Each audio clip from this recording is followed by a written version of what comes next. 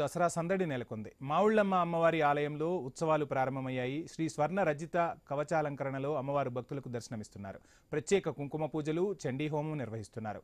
మావుళ్లమ్మను జిల్లా కలెక్టర్ నాగరాణి దర్శించుకుని ప్రత్యేక పూజలు చేశారు. ఆలయం నుంచి శోభాయాత్ర చేపట్టారు. మహిళలు కలశాలతో శోభాయాత్రలో పాల్గొన్నారు. ఇక పురవీధుల్లో ఊరేగింపు అత్యంత రమణీయంగా కొనసాగింది.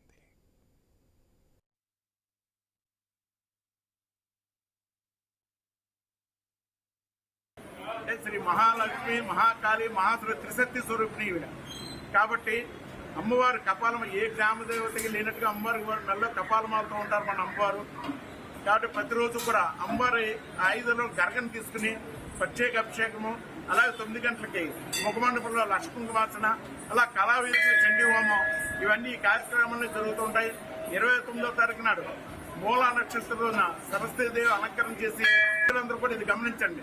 మీ పిల్లలందరినీ కూడా 29వ తారీఖు తీసుకొస్తే అమ్మవారి సన్నిధిలో సరస్వతి పూజ చేయించడం జరుగుతుంది. అలాగే చివరి రోజున విజయదశమి రోజున 1:05 అమ్మవారి గ్రామోత్సవ సేవ ఉంటుంది. అలాగే రాత్రి 7 గంటలకి సెమీ పూజతోటి ఈ దసరా నవరాత్రులు పూర్తవుతాయి. కాబట్టి ఈ 11 రోజులు కూడా అమ్మవారికి 11 అలంకరణ. ఏలూరు జిల్లా ద్వారకా తిరుమలలో శరన్న